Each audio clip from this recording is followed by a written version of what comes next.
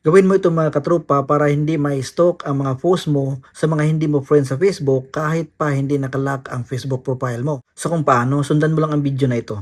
Open mo lang mga katropa ang Facebook account mo, punta ka lang sa Facebook profile, click mo itong 3 dots, hanapin mo itong mga katropa ang 3 dots. Hanapin natin dito ang activity log at i-click natin. At dito mga katropa, piliin natin itong your Facebook activity. Click natin. At dito mga katropa, hanapin natin itong post. Click lang natin.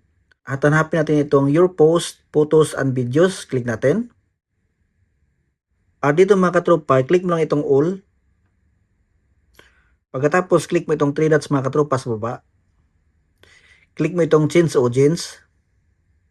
At dito mga katropa, click itong change audience.